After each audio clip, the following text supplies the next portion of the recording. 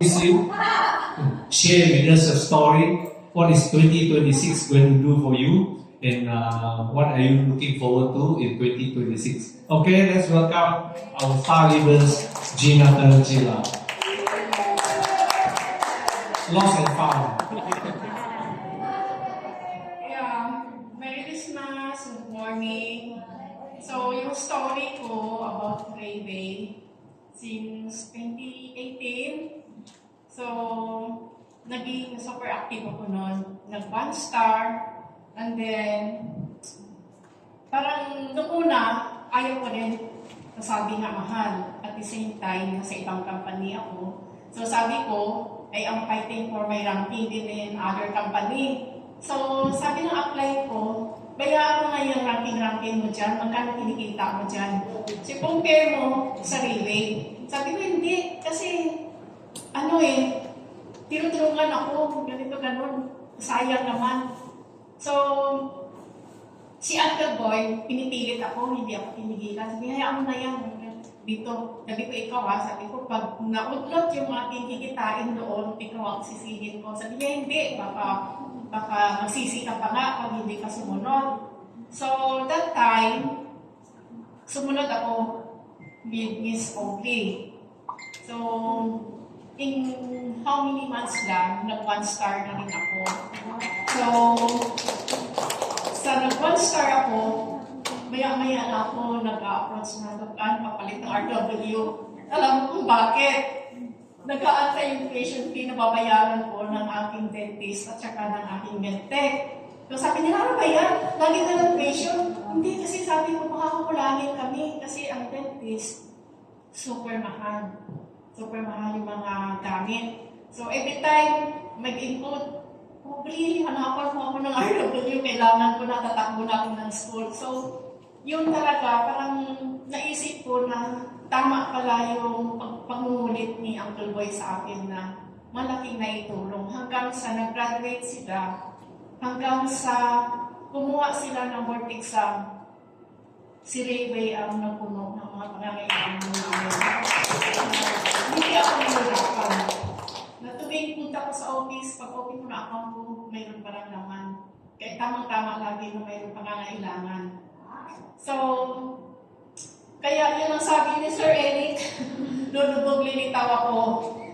Kasi, sa totoo lang, nagkaroon kami talaga ng malaking pagsubok sa buhay. Na hindi namin in-expect. Na akala ko, ayaw kong umiyak ka. Ayaw kong umiyak. Pero sabi ko, graduate na yung dalawang babae na sinuportahan ko dahil sa Rayway.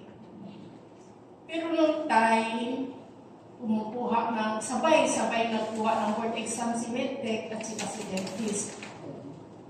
Sabay naman ito inatake yung ako ko ng brain tumor. Ayoko na lang umiyak. Ayoko na sana pagkat ko.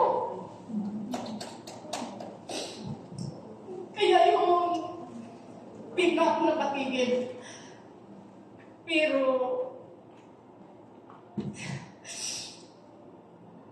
kung wala si Rayway, siguro yung stem cell, yung manang stem cell, nung sinabi ng mga kasamahan ko na ano nangyari, sabi ko yung ako ko, i-diagnose ng brain tumor, kailangan operahan agad. So, nagpapasalamat ako nung nalaman agad, walang ibang salita na si Deb. Ganeba. Nung gabi pa lang, sabi niya, Gina, nasaan kayo? Sabi ko, Kalamba. Nasa ospital. Kailangan lipat kami ng DJH o tirahan. Sabi niya, sige, huwag ka dalawang isip. Papadalhan kita ng stem cell. Painumin mo. Sabi ko, wala na ako, naubusan ako ng stocks. Sabi niya, sige, papadalhan ko lalamog. Last part na, pinainom ko agad. Kasi kailangan kami lumipat na ng PGH. So, sa madaling salita, nung lumipat na kami sa PGH, pirahan na yung ako ko. Sa awa ng Diyos, siguro talagang, ni Lord na, nandiyan si stem cell. Kasi supposed to be ang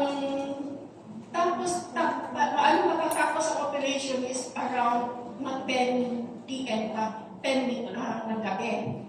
Pero habang sa church ako, sa Malati Church, doon ako naiyak, doon ako dadasal. Kasi pumasok siya sa operating room is 8 a.m. Tapos dapat matapos siya ng 10 p.m. 3 p.m. pa lang, tinawagan lang nila ako dahil hindi talaga ako umalis sa simbahan. Tinawagan nila ako ng 3 p.m. Natapos na ang operation. And then, pagdating ng 3:30, hindi pa tapos magligpit yung mga doktor at nurses ng gamit niya for operation. Nagising yung bata na hindi nila in-expect. So, ang sabi nila, ano nangyari? Pag-gising ka na. At the same time, nagsalita pa siya. Nagsalita pa siya na ang lahat ng pagkain na gusto niya, na pagising niya is gusto niya makita. Gusto niya daw kainin. So, doon piniprepare namin lahat yun nandun lahat sa operating room. So, sabi ng doktor, ano nangyari? Sabi niya, grabe naman po, naging guardian angel. So, sabi ko lang, tinawagan nila ako. So, because of stem cell, sabi ko, malakas ang tinulong talaga, napakalaking tulong talaga na masabi nila ano yung immune system ng bata. Kasi kung i-compare mo siya sa ibang inoperahan doon, hindi pa talaga nagigising.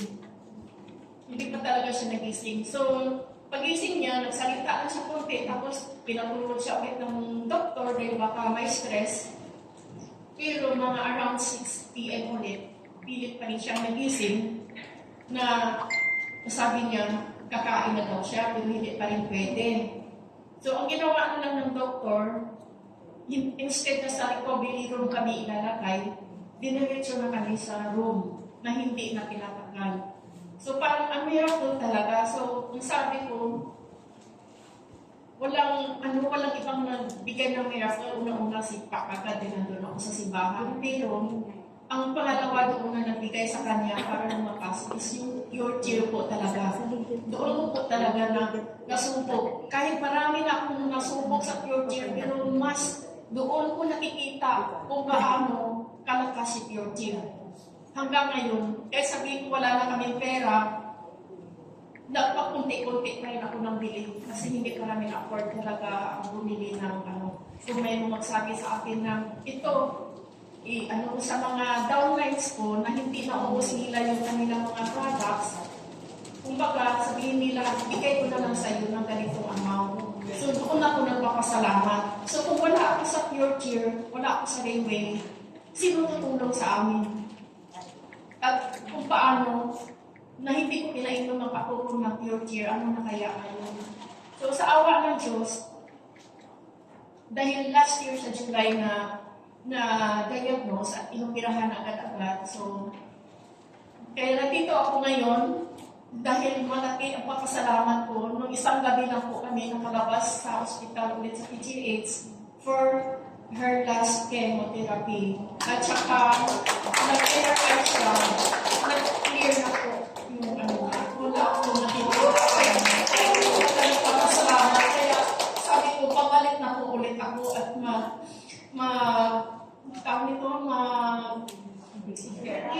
mag-2-way everyday talaga. Kasi malakas-lakas na po siya, hindi na siya bantayin. Kaya talagang huminto ako almost 1 year and a half na halos hindi ako makaalis ng bahay.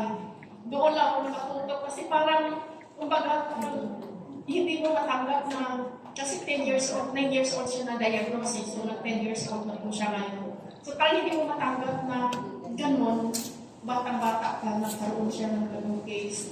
Pero sabi ko, malaki pa rin papasalamat ko dahil sa lahat ng nandyan, takbuhan mo si Dokan, kung may problema, iyak ako, Dokan. Since may nangyari sa mother ko, Dokan, ako sa iyak. Dok, thank you so much. So, kahit hindi ikaw ang direct apply ko, nandyan ka na. Laging madaling lapitan na kahit umiiyak ka, tatanungin ka niya, bakit ka umiiyak ulit? Sabi ko, Dok, sabi ko, pero malaking bagay ang hindi talaga mawawala sa pagtakbo ko kay Dok nung namatay ang mother ko. Dala-dala lahat ng mother ko. Alam niyo kung bakit. yung pera na binigay niya, yung pinambili ko ng damit ng mother ko. Ayun yung talaga, hindi talaga ako kakalimutan ng lahat. Every time na maisip ng mga kapatid ng pamilya ko, ayan, galing yan kay David, galing kay Dr. So, Doc, maraming salamat po sa lahat. Salamat po talaga po sa Team Rich at sa Team Eric po. Maraming salamat. Thank you, sharing.